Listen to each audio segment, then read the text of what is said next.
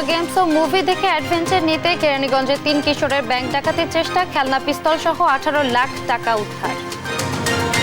ফিলিস্তিনি ইসরায়েলি বর্বরতা উদ্বেগের D8 সম্মেলনে ডক্টর ইউনূসের আহ্বান, গাজা ও লেবাননে শান্তি ফেরাতে ব্যবস্থা নেওয়ার আহ্বান।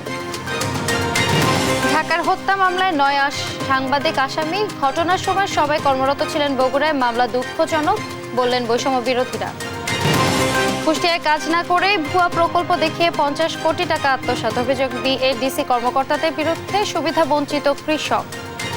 নতুন বছরের প্রথম দিন শুরু হচ্ছে চট্টগ্রাম এলিভেটেড এক্সপ্রেসওয়ে বাণিজ্যিক কার্যক্রম, কমবে যানজট, সুফল পাবে নগরবাসী। সরকারি ধান চাল সংগ্রহ শুরুর 1 মাসে মেলেনি আশানুরূপ সাড়া, বাজারের চেয়ে কম মূল্য নির্ধারণী কারণ, লক্ষ্য পূরণ নিয়ে শঙ্কা। দেখছিলেন শিরোনাম সংবাদ সকালের সাথে আছি আমি ফারজান আলিনা। ভিডিও গেম এবং মুভি দেখে অ্যাডভেঞ্চার হিসেবে কেরানীগঞ্জের রূপালী ব্যাংকের জিঞ্জিরা শাখায় ডাকাতির চেষ্টা করে 3 কিশোর। আটকের পর আইনশৃঙ্খলা বাহিনীর কাছে এমন স্বীকারোক্তি দিয়েছে তারা। তাদের কাছ থেকে নগদ 18 লাখ টাকা, 4টি খেলনা পিস্তল এবং 2টি ছুরি উদ্ধার করা হয়েছে। টুম্পা আফরোজের রিপোর্ট। বৃহস্পতিবার দুপুরে দক্ষিণ কেরানীগঞ্জে রূপালী ব্যাংকের জিঞ্জিরা শাখায় দুপুর 2টার দিকে একদল ডাকাত ঢোকে ব্যাংকের কর্মকর্তা ও গ্রাহকদের জিম্মি করে 15 লাখ টাকা মুক্তিপণ দাবি করে। খবর পেয়ে ওই শাখার সামনে অবস্থান নেন স্থানীয় বাসিন্দারা। পরে সেনাবাহিনী, পুলিশ, র্যাব সহ আইন শৃঙ্খলা রক্ষাকারী বাহিনীর সদস্যরা ব্যাংকটির আশপাশের এলাকা ঘিরে রাখে। পরে নানা নাটকীয়তার পর 3 ডাকাত অস্ত্রসহ যৌথ বাহিনীর কাছে আত্মসমর্পণ করে।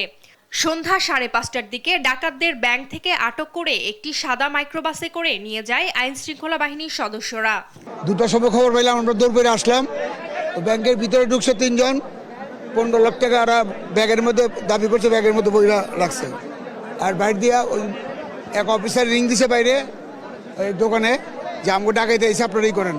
ওরে দোকানের এক তালাই না মেন গেটের মধ্যে তালাটা মারছে, এই তালাটা না মারলে এরা বাইরে যেত গা। ম্যানেজার স্যার বাইরে ছিল, ভিতরে স্টাফ ছিল আর 2 জন আনসার সদস্য ছিল। সেকেন্ড ম্যানেজার ছিল ভিতরে, এর ভিতরে এই কাহিনী। তারপরে পুলিশ প্রশাসন আসলো, পরে সেনাবাহিনী আসার পরে তাদের কার্যক্রম চালায়। 9 জন আটকানো ছিল, এটা আমরা জানি। তো তারপরে গেট আটকায় রাখার পরে এতক্ষণ পুলিশ প্রশাসন তাদের কর্ম করে এখন ডাকাত সিলিন্ডার করলো। রাতে পুলিশ ব্রিফিংয়ে জানায় মূলত ভিডিও গেমস ও মুভি দেখে অ্যাডভেঞ্চার করতেই এই ডাকাতির চেষ্টা চালায় 3 কিশোর। আর উদ্ধার হওয়া অস্ত্র 4টিও খেলনা পিস্তল বলে জানায় পুলিশ। তাদের কাছ থেকে নগদ 18 লাখ টাকা ও 2টি দেশীয় ছুরি উদ্ধার করা হয়। তারা একটা প্ল্যান করেছিল যে এরকম একটা টাকা করব এই ব্যাংকের। এটা আমাকে ওই সময় যখন নেগোশিয়েট করি তখন আমি বলেছিলাম যে কেন তুমি এই ব্যাংকে এখানে আসছো, এরকম টাকা তো আমরা দিতে পারতাম, ডোনেশন টিয়া দিতে পারতাম এরকম। তো বলছে না, এই ব্যাংকের কর্মকর্তারা সবাই হলো দুর্নীতিবাজ। ওরা 3 জনই একই রকমের ড্রেস, কাছাকাছি, এবং এটাও ওরা সংগ্রহ করেছে। পরে আসার সময় 15 লক্ষ টাকা, পরে ওরা পকেটে নিয়েছে আরো 3 লাখ টাকা। 3 জনে 1 লাখ টাকা, 1 লাখ করে 3 লাখ টাকা। এই হলো 18 লক্ষ টাকা ওদের কাছ থেকে আমরা উদ্ধার করেছি। আটকে পড়া কর্মকর্তাদের কোনো ক্ষয়ক্ষতি হয়নি, টাকা লোপাটও হয়নি বলে জানান ব্যাংক কর্তৃপক্ষ। অক্ষত আছে ভল্টও। আমাদের ব্যাংকের কোনো ক্ষয়ক্ষতি হয় নাই, আপনাদের আমানতেরও কোনো ক্ষতি হয়নি। আপনারা রবিবার থেকে আবার নিয়মিতভাবে আমাদের সাথে লেনদেন করবেন। টুম্পা আফরোজ, নিউজ ডেস্ক, দেশ টিভি। যুদ্ধ সংঘাত বন্ধ করে শান্তি প্রতিষ্ঠার আহ্বান জানিয়েছেন প্রধান উপদেষ্টা ডক্টর মোহাম্মদ ইউনূস। অবিলম্বে গাজা ও লেবাননে হামলা বন্ধের আহ্বান জানিয়ে তিনি বলেন, প্রতিটি ফিলিস্তিনি জীবন মূল্যবান। উদ্বোধনী অনুষ্ঠানে ঐতিহাসিক কায়রো নগরীতে নিখুঁত আয়োজন এবং সদয় আতিথেয়তা প্রদানের জন্য আগামী চেয়ারম্যান এবং সম্মেলন আয়োজক দেশ মিশরের প্রেসিডেন্ট আবদেল ফাত্তাহ আল সিসিকে উষ্ণ অভিনন্দন জানান প্রধান উপদেষ্টা। ডেস্ক রিপোর্টে বিস্তারিত।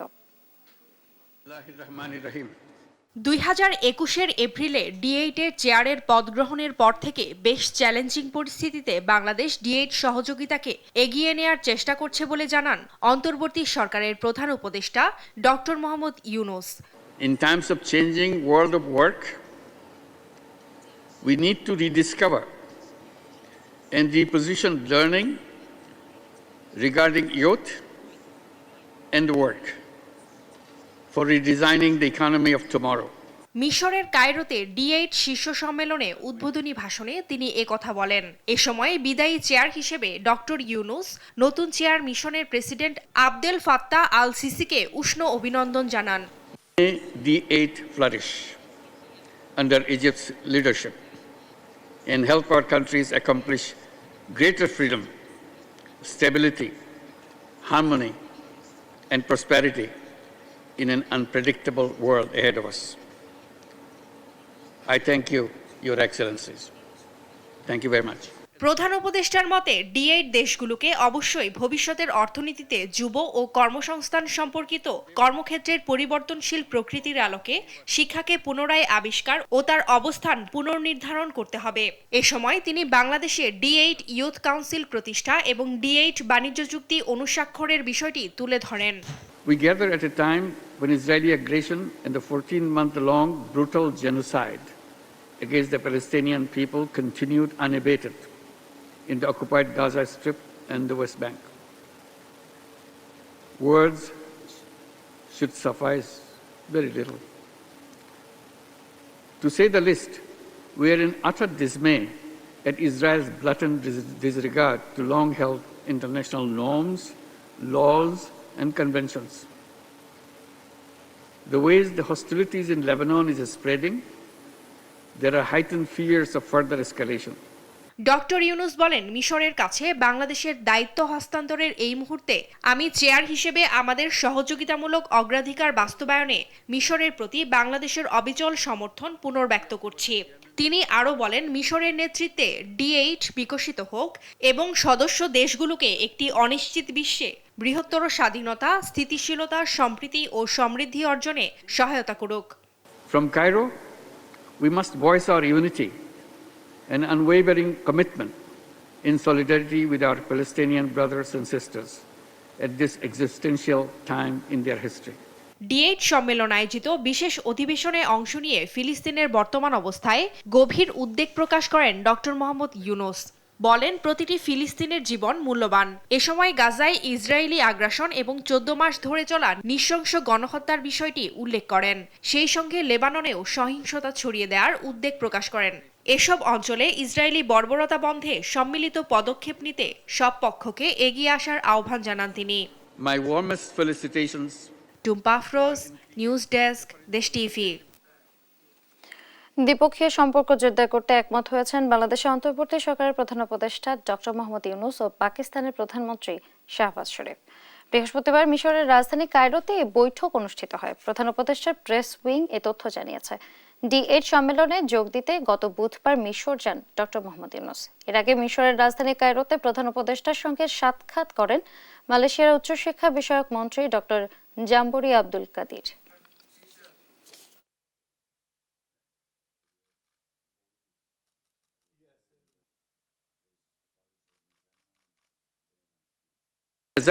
Assumption of D8 chairmanship in April 2021, Bangladesh endeavored to advance D8 cooperation under quite challenging circumstances.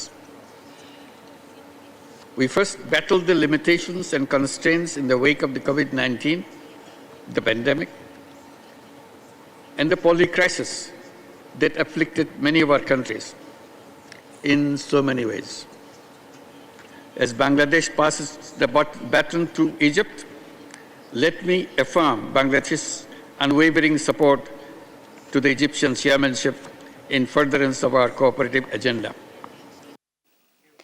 জনসমর্থিত সরকার থাকলে দেশের স্বার্থ ও জনগণের স্বার্থ নিরাপদ থাকবে বলে মন্তব্য করেছেন বিএনপির ভারপ্রাপ্ত চেয়ারম্যান তারেক রহমান। দেশের স্বাধীনতা, সার্বভৌমত্ব রক্ষা এবং দেশ গড়ার সংগ্রামে একমাত্র বিএনপি নেতৃত্ব দিতে পারবে বলে মন্তব্য করেন তিনি। সাইফুল রিপোর্টের প্রতিবেদন। বৃহস্পতিবার রাষ্ট্র কাঠামো মেরামতের 31 দফা ও জনসম্পৃক্তি শীর্ষক কর্মশালা একযোগে অনুষ্ঠিত হয় মানিকগঞ্জ, নরসিংদী ও মুন্সিগঞ্জ জেলায়। কর্মশালায় ভার্চুয়ালি যুক্ত হন বিএনপির ভারপ্রাপ্ত চেয়ারম্যান তারেক রহমান। 31 দফা সহ নানা ইস্যুতে উপস্থিত নেতাকর্মীদের বিভিন্ন প্রশ্নের উত্তর দেন তিনি। সংসদে ইনশাআল্লাহ সংখ্যাগরিষ্ঠতা থাকে আমাদের। আমরা যেমন বলেছি, একজন ব্যক্তি পরপর দুইবারের বেশি প্রধানমন্ত্রী হতে পারবে না। প্রধান অতিথির বক্তব্যে বিএনপির ভারপ্রাপ্ত চেয়ারম্যান বলেন, দায়িত্ব পেয়ে দেশের উন্নয়নে অতীতে বিএনপি ভালো কাজ করার চেষ্টা করেছে, ভবিষ্যতেও করবে। ৩১ দফা বাস্তবায়নে নেতাকর্মীদের জনগণের পাশে থাকার নির্দেশনাও দেন তিনি। এটি গণতন্ত্রের পক্ষের যুদ্ধ, এটি স্বাধীনতা সার্বভৌমত্বের পক্ষের যুদ্ধ। এই যুদ্ধে যদি জয়ী থাকতে হয়, অনবরত আমাদেরকে সংগ্রাম চালিয়ে যেতে হবে। দিন শেষে আপনাকে ওই জনগণের পিছে, মায়ের পিছে যেরকম 1 টাকা 2 টাকা যেন বনবন করে ঘুরতাম, আপনাকে জনগণের পিছে বনবন বনবন বনবন করে ঘুরতে হবে আপনাকে। এছাড়া কোনো উপায় নাই। ভেতরে বাইরে সব জায়গায় দেশ নিয়ে ষড়যন্ত্র হচ্ছে উল্লেখ করে দেশের স্বার্থ রক্ষায় জনসমর্থিত সরকারের গুরুত্ব তুলে ধরেন তারেক রহমান। এই দেশে যদি একটি দুর্বল জনসমর্থনহীন সরকার, যারা জনগণকে রিপ্রেজেন্ট করে না, এরকম সরকারকে যদি ক্ষমতায় রাখা যায়, তাহলে এই দেশ থেকে অনেকে অনেক কিছু লুটে পুটে নিয়ে যেতে পারবে। বাট জনগণের সমর্থিত, যারা জনগণের কথা বলবে, জনগণের কথা চিন্তা করবে, যারা দেশের কথা বলবে, দেশের কথা চিন্তা করবে, এরকম কেউ যদি দেশ পরিচালনার দায়িত্বে থাকে, তখন দেশের স্বার্থ, জনগণের স্বার্থ নিরাপদ থাকবে।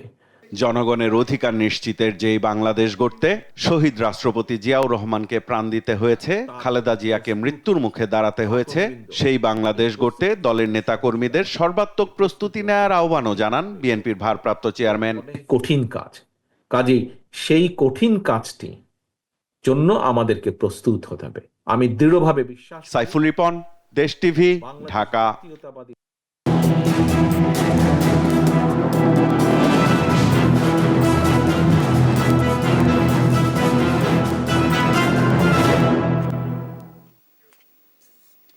মামলা হয়েছে ঢাকায়, নিহত ব্যক্তির বাড়ি নেত্রকোনায়, বাদীর বাড়ি খুলনায়, আর আসামিদের অনেকেই বগুড়ার।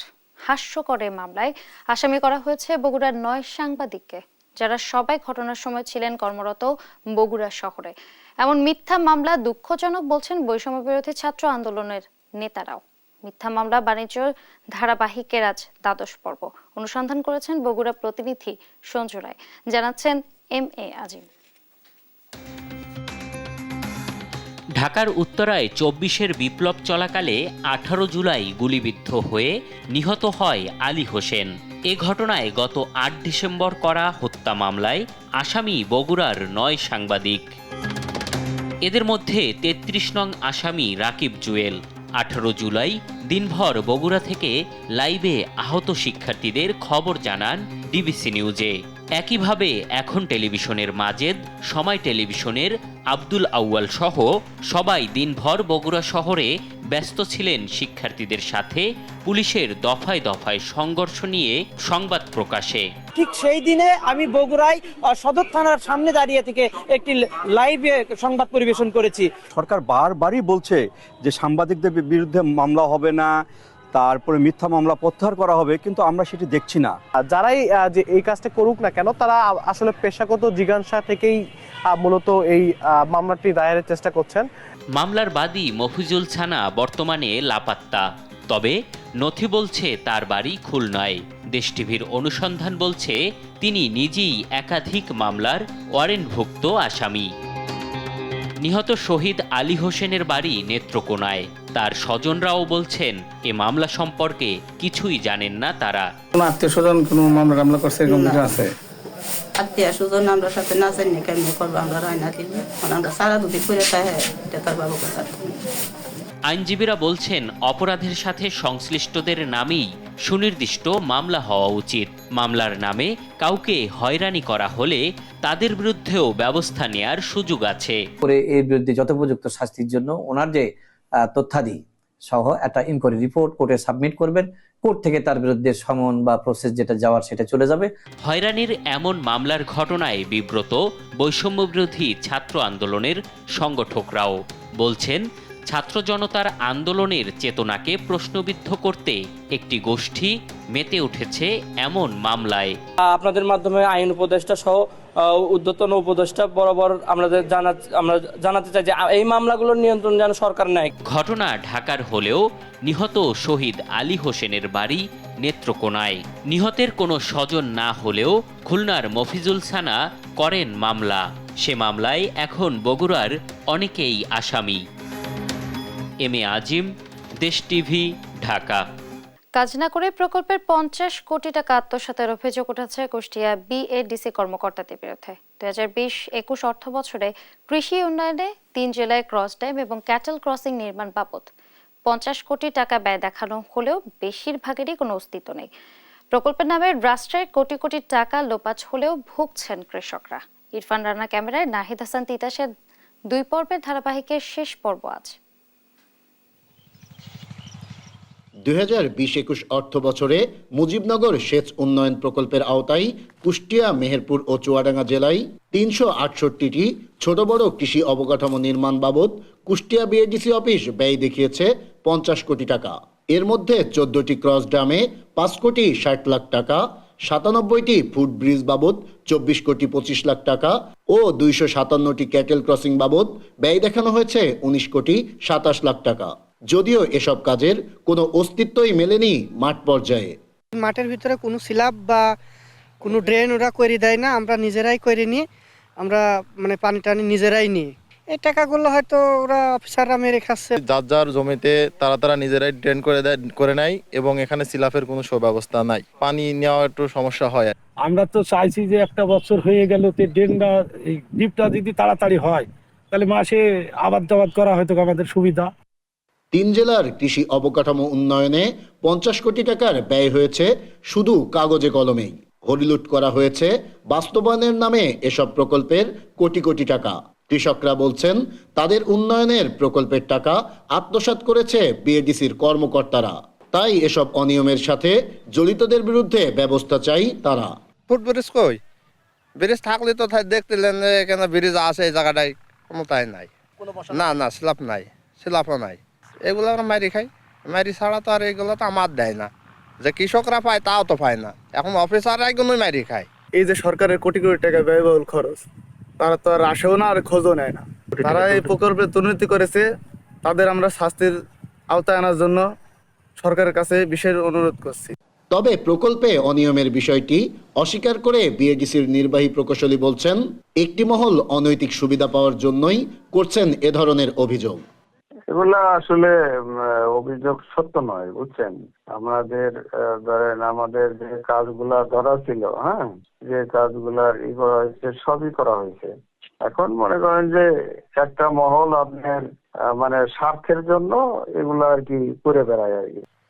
মুজিবনগর সেচ উন্নয়ন প্রকল্পের আওতায় 2023-24 অর্থ বছরে ফুটব্রিজ ও ক্যাটেল কোচিং করাই ব্যয় দেখানো হয়েছে 40 কোটি টাকা। যদিও মাঠ চিত্রে সিংহভাগেরই নেই কোনো অস্তিত্ব, কাজ হয়েছে শুধুমাত্র কাগজে কলমেই। নাহিদ হাসান তিতাস, দেশ টিভি, কুষ্টিয়া। চট্টগ্রামে এলিভেটেড এক্সপ্রেসওয়ে বাণিজ্যিক কার্যক্রম শুরু হচ্ছে। প্রাথমিকভাবে 4টি পয়েন্টে চলবে টোল আদায়। পরীক্ষামূলকভাবে যান চলাচল শুরু হলেও নতুন বছরের প্রথম দিন থেকে আদায় করা হবে টোল। সহকর্মী আজিজা হক পায়েলের তথ্যচিত্রে টুম্পা আফরোজের রিপোর্ট। চট্টগ্রাম এলিভেটেড এক্সপ্রেসওয়ে নির্মাণের কাজ শুরু হয় 2019 সালে। চলতি বছরের জুনে শেষ হওয়ার কথা থাকলেও এখনও শেষ হয়নি অধিকাংশ র্যাম্পের কাজ। নগরীর আগ্রাবাদ, নিমতলা বিশ্ব রোড, জিএসসি সহ 9টি পয়েন্টে র্যাম্প নির্মাণের কাজ চলমান।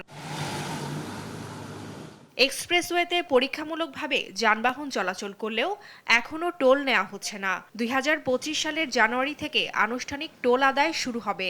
টোল নির্ধারণ করা হয়েছে সিএনজি অটোরিকশা 30 টাকা, কার 80, জিপ বা মাইক্রো 100, পিকআপ 150, মিনিবাস ও বাস 200 থেকে 280, ট্রাক 200 থেকে 300 ও কাভার্ড ভ্যান 400 টাকা। তবে নিরাপত্তা বিবেচনায় চলাচলের অনুমতি দেওয়া হয়নি কন্টেইনারবাহী ট্রেইলার ও মোটরসাইকেলের। অনেক টাইম সেভ হচ্ছে, সাশ্রয় হচ্ছে, সুবিধা হয়েছে, অনেক শর্ট টাইমে ফ্যাসিলিটি পাচ্ছি। বাইক সার্ভিস বন্ধ থাকবে, ওইটাতে আমার অনেক দুর্ভোগ। টাকাটা একটু কম হলে ভালো হতো, যাক তারপর যতটুকু হয়েছে আলহামদুলিল্লাহ শুকরিয়া। 30 টাকা করে নিবে বলতেছে টোল সিএনজি থেকে, 20 টাকা করে রাখলে ভালো হতো আর কি। পুরোদমে চালু হলে নগরের যানজট কমার পাশাপাশি বিপুল রাজস্ব আয়ের প্রত্যাশা কর্তৃপক্ষের। জানুয়ারির দিকে, জানুয়ারি ফার্স্ট উইকে আমরা টোলটা চালু করতে পারবো। জিআরএম যখন শেষ করব কাজ তখনই কিন্তু ওখানে টোল বুথ বসবে এবং সাথে সাথে টোলটা ওখানে চালু হয়ে যাবে, গাড়ি চলাচল শুরু হবে। প্রকল্পটি ৩,২৫০ কোটি ৮৩ লাখ টাকা ব্যয়ে অনুমোদন হলেও মোট নির্মাণ ব্যয় দাঁড়ায় ৪,৩৬৯ কোটি ৭ লাখ টাকা। পুরোদমে চালুর পাশাপাশি টোলের হার কমানোর দাবি যাত্রী ও চালকদের। নিউজ ডেস্ক, দেশ টিভি।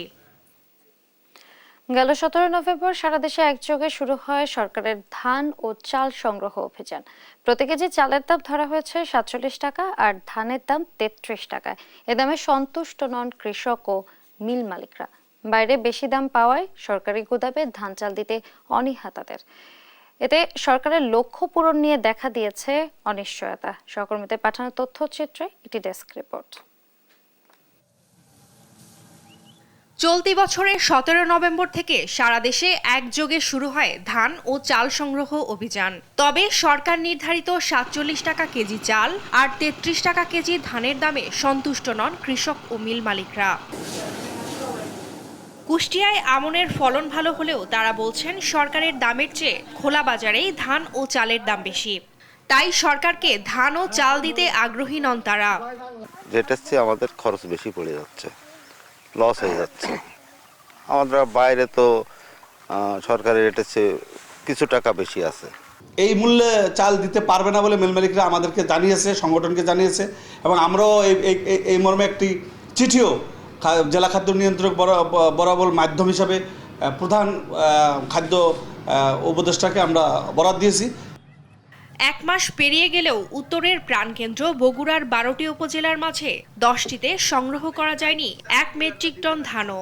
শুধু সদরে 3 টন আর সারিয়াকান্দিতে 51 টন ধান সংগ্রহ হয়েছে উদ্বোধনের দিন। তারপর আর কোনো কৃষক ধান নিয়ে আসেননি সরকারি খাদ্য গুদামে।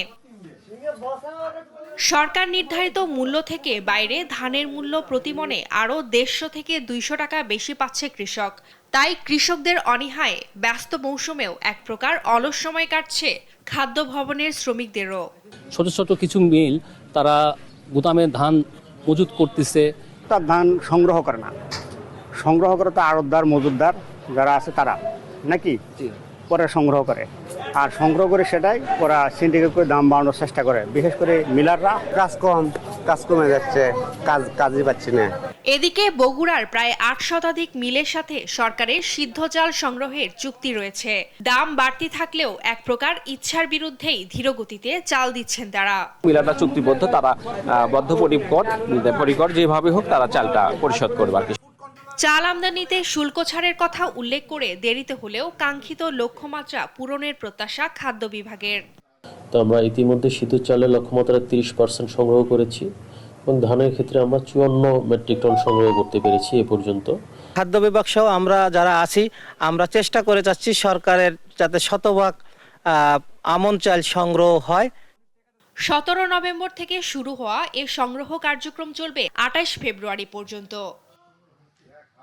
টুম্পা আফরোজ, নিউজ ডেস্ক, দেশ টিভি। নওগাঁয় ভরা মৌসুমে কমছে না ধানের দাম।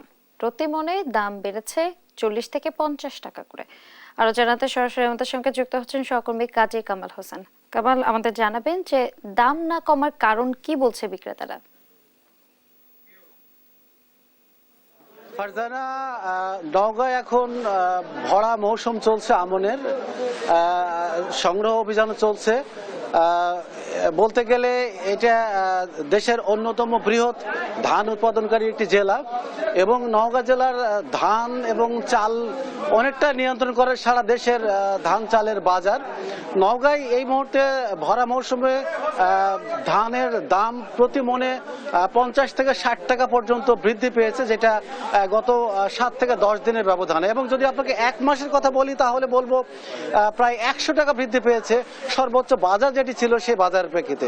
আমি এসেছি আজকে নওগাঁর অন্যতম বৃহৎ একটি ধানের বাজার সতীহাট বাজারে। আজকে সতীহাট বাজারে ধান বিক্রি হচ্ছে, যেটা আমরা ধানের দাম বলি নওগাঁয় যেটা ধানের দাম সেটা হচ্ছে 5 বিক্রি হচ্ছে 1400 থেকে 1430 টাকা মনে। এছাড়া বৃধার 49 বিক্রি হচ্ছে 1500 টাকা, বৃধার 51 বিক্রি হচ্ছে 1400 থেকে 1410 টাকা। চিনিগুড়া বিক্রি হচ্ছে 2100 থেকে 22 টাকা মন দরে। এছাড়া ইরি পুরো মৌসুমের পুরনো ধান প্রতি মনে 30 থেকে 40 টাকা বেড়ে জিরা শাল এবং কাটারি, এছাড়া সুবলতা বিক্রি হচ্ছে 1700 থেকে 1750 টাকা মন দরে। এই ভরা মৌসুমে ধানের দাম বৃদ্ধির নেপথ্য কারণও ঠিক খুঁজে পাওয়া যাচ্ছে না। আসলে কি কারণে ধানের দাম আসলে এতটা বৃদ্ধি পেয়েছে। আমি এই ধানের দাম বৃদ্ধির বিষয়টি জানার জন্য আমি চেষ্টা করব নওগাঁ জেলা চালকল মালিক সমিতির সাধারণ সম্পাদক ফরহাদ হোসেন চকদারকে আমি এখানে পেয়েছি। আমি তার কাছে জানার চেষ্টা করব যে আসলে এখন তো ভরা মৌসুম, এই মৌসুমে ধানের দাম আসলে বৃদ্ধির কারণ কি, আর চালের দামই বা কমছে না কেন? ধন্যবাদ আপনাকে। দেখুন, এবছর সারা দেশে বন্যা, ঘূর্ণিঝড় এর কারণে ধানের উৎপাদন অনেকটাই ব্যাহত হয়েছে। এই সূচনাটা আজকে হচ্ছে যেখানে হাজার হাজার মন ধানের আমদানি হতো, সেখানে কিন্তু আজকে বিগত বছর অনেক কম ধান আমদানি হয়েছে। যেহেতু আমদানি কম হচ্ছে, উৎপাদন কম হয়েছে, এ কারণে ধানের দাম বৃদ্ধি পাচ্ছে। আর ধানের দাম বৃদ্ধি, যেহেতু ধানের দাম কন্টিনিউয়াসলি বাড়ছে, এ কারণে হচ্ছে চাউলের দাম বৃদ্ধি পাচ্ছে। আমরা ইতিমধ্যেই সরকারকে পরামর্শ দিয়েছি, যেহেতু এবছর প্রাকৃতিক দুর্যোগের জন্য হচ্ছে ধানের ঘাটতি রয়েছে, এ কারণে বিদেশ থেকে চাউল আমদানির জন্য আমরা সরকারকে পরামর্শ দিয়েছি। সরকার বিদেশ থেকে চাউল আমদানির জন্য ইতিমধ্যেই শূন্য ট্যাক্সে আমদানির সিদ্ধান্ত নিয়েছে। কিন্তু প্রতিবেশী দেশ ভারতের সাথে আমাদের বর্তমান সম্পর্ক কিছুটা টানাপোড়েন চলছে। আপনার ডলার দাম বৃদ্ধি পাচ্ছে, 100% মার্জিনে এলসি করতে হচ্ছে। এ কারণেই বিদেশ থেকে যে আমদানি হচ্ছে সেটার দামও হচ্ছে বেশি। এই সব কিছু মিলিয়ে হচ্ছে ধান এবং চাউলের দামটা বেড়ে চলছে। আমরা হচ্ছে এই মুহূর্তে সরকারকে পরামর্শ দিতে চাই, শুধু ইন্ডিয়ার উপর নির্ভরশীলতা না রেখে অল্টারনেটিভ চ্যানেলে পৃথিবীর অন্যান্য দেশ থেকে যেন হচ্ছে চাউল আমদানি করা যেতে পারে, সেই ব্যবস্থা করার জন্য আমরা সরকারকে পরামর্শ দিচ্ছি। নইলে এবছর আমার ব্যক্তিগত ধারণার থেকে মনে হয় যে কোনো কারণে হচ্ছে আমরা যদি আমদানিতে ব্যর্থ হই, তাহলে হচ্ছে খাদ্য নিয়ে একটা বড় সংকট সৃষ্টি হতে পারে। এর জন্য হচ্ছে আমরা আমাদের ব্যবসায়িক অবস্থান থেকে সরকারের কাছে আবারও পরামর্শ যে এটা দ্রুত এই বিষয়ে, আমদানির বিষয়ে হচ্ছে সরকারকে সিদ্ধান্ত গ্রহণ করতে হবে। এই হচ্ছে আমাদের পরামর্শ। লীনা, যেটি বলছিলেন জেলা চালকল মালিক সমিতির সাধারণ সম্পাদক ফরহাদ হোসেন চকদার, মূলত এই কারণেই যেহেতু ধানের দাম বৃদ্ধি আর এই প্রভাবটি চালের বাজারে পড়ছে। আপনাকে জানিয়ে রাখি, নওগাঁয় এবারে আমন ধান উৎপাদন হচ্ছে 1,96,125 হেক্টর জমিতে। আর যদি 3 মৌসুম বলি, 3 মৌসুমে নওগাঁয় প্রায় 12 লক্ষ মেট্রিক টন চাল অতিরিক্ত উদ্বৃত্ত হয়ে থাকে। তো নওগাঁ থেকে ধানের বাজার নিয়ে এই ছিল আমার কাছে সর্বশেষ তথ্য। কামাল, আপনাকে ধন্যবাদ। দর্শক, নওগাঁ থেকে আমাদের সঙ্গে সরাসরি যুক্ত হয়েছিলেন সহকর্মী কাজী কামাল হোসেন, জানাচ্ছিলেন ধানের দাম সম্পর্কে। চলে যাচ্ছি পরের লাইভে যেতে চাই। হিমালয় কন্যা পঞ্চগড়ে বেড়েছে শীতের দাপট, হিমেল হাওয়ায় অনুভূত হচ্ছে কনকনে শীত। এই বিষয়ে আরো জানাতে আমাদের সঙ্গে সরাসরি যুক্ত হচ্ছেন সহকর্মী রাশেদুজ্জামান বাবু। আর রাশেদ, আমাদের জানাবেন যে এই শীতে জনজীবনে কি প্রভাব পড়ছে শীতের? ফারজানা, শুভ সকাল আপনাকে। আসলে আপনি জানেন যে উত্তরের শীত মানে কনকনে শীত, হিমেল হাওয়া, ঠান্ডা, এরকম একটি অবস্থা বিরাজ করে। ভৌগোলিক কারণে কিন্তু এখানে শীতের তীব্রতা প্রতি বছরেই কিন্তু থাকে বেশি। এবারেও ব্যতিক্রম নয়। এবারে দেশের যে সর্বনিম্ন তাপমাত্রা সেটি কিন্তু পঞ্চগড়ে রেকর্ড করা হয়েছে। গত 6 দিন ধরে কিন্তু আসলে মৃদু শৈত্যপ্রবাহ পঞ্চগড় জেলার উপর দিয়ে প্রবাহিত হচ্ছে। আজ যদিও সকাল 6টায় তেঁতুলিয়া আবহাওয়া অফিসে খবর নেওয়া হয়েছে, সেখানে 10.8 ডিগ্রি তাপমাত্রা রেকর্ড করা হয়েছে। যদিও তাপমাত্রা এখন রৌদ্র অনেকটা উঠে গেছে, রৌদ্র উঠার পরেও আমরা দেখেছি যে পঞ্চগড়ের যে আবহাওয়া, সেই আবহাওয়ার কারণে কিন্তু আসলে কনকনে শীত এখনও যদি আমি দেখাতে চাই যে এখানকার মানুষগুলো কিন্তু রৌদ্র উঠার পরেও গরম কাপড় পরিধান করে আছে। যারা ছিন্নমূল রয়েছে তারা কিন্তু অত্যন্ত বেকায়দায় রয়েছে, তারা রাস্তাঘাটে পড়ে রয়েছে। আবার যারা অসহায় এবং গরিব এবং নিম্ন আয়ের মানুষ রয়েছে তারা কিন্তু ছুটছে সরকারি এবং বেসরকারি প্রতিষ্ঠানগুলোতে একটি শীতবস্ত্রের জন্য। অনেকে অনেকেই আবার যেগুলো পুরাতন কাপড়ের দোকান সেগুলোতে ছুটছে, কারণ কম দামে সেগুলোতে কাপড় কিনতে পারবে বলে তারা ছুটছে। আর যারা বিত্তবান তারা ছুটছে যে ফ্যাশন যেগুলো দোকান রয়েছে, গার্মেন্টস রয়েছে, সেগুলো দেখেছে। আপনি জনজীবনের কথা বলছেন, জনজীবনের আসলে দুর্ভোগটা বলতে গেলে যতই শীত পড়বে ততই কিন্তু এই এলাকার মানুষের কষ্ট কিন্তু বাড়বে। আমরা যদি বলি যে এখানে অধিকাংশ মানুষ কৃষিকাজের উপর নির্ভরশীল, শ্রম বিক্রি করে তারা জীবিকা নির্বাহ করে। বিশেষ করে যদি বলি কৃষিকাজ এবং যারা দৈনন্দিন আয় করে অর্থাৎ দিনমজুর, এর পাশাপাশি আমরা পাথর শ্রমিক, বালু শ্রমিক, চা শ্রমিক এরাও রয়েছে, প্রায় 60,000-এর মতো রয়েছে। তারা কিন্তু আসলে কোনে যদি শীত পড়ে, অতিরিক্ত শীত পড়ে, ঘন কুয়াশা পড়ে, তারা সঠিক সময় কিন্তু তারা কাজে বের হতে পারে না, যেই কারণে তাদের যে দৈনন্দিন আয় সেটি কিন্তু কমে আসে। তো এই কারণে কিন্তু পরিবারগুলো অত্যন্ত মানবতার জীবনযাপন শুরু করে। আর পাশাপাশি যদি আমি বলি যে এই যে আবহাওয়ার যে বৈরিতা, এই আবহাওয়ার বৈরিতার কারণে আমরা দেখেছি যে শীতজনিত যে রোগগুলো সেগুলোর জন্য কিন্তু ক্লিনিক এবং হাসপাতালগুলোতে বয়োবৃদ্ধ এবং শিশুরা কিন্তু ভর্তি হচ্ছে। এর পাশাপাশি আমরা জেলা প্রশাসনের সাথে কথা বলেছিলাম, জেলা প্রশাসক আমাকে যেমনটি জানিয়েছে যে 15,000 শীত বস্ত্র বিতরণ অব্যাহত রয়েছে। এরপরে কিন্তু আসলে 15 লাখ টাকা ত্রাণ ও দুর্যোগ মন্ত্রণালয় থেকে বরাদ্দ পাওয়া গেছে, যেগুলো প্রত্যেকটি অর্থাৎ পঞ্চগড়ের যে 5টি উপজেলা রয়েছে এই 5টি উপজেলায় সমভাবে বরাদ্দ দেওয়া হয়েছে। তারা নতুন করে শীতবস্ত্র কিনবে এবং শীতার্ত মানুষের পাশে দাঁড়াবে। এই ছিল পঞ্চগড় থেকে শীত নিয়ে আমার কাছে সর্বশেষ সংবাদ। ফারজানা। রাশেদ, আপনাকে ধন্যবাদ। দর্শক, পঞ্চগড় থেকে আমাদের সঙ্গে যুক্ত হয়েছিলেন সহকর্মী রাশেদুজ্জামান বাবু, শীতকালীন অবস্থা জানাচ্ছিলেন।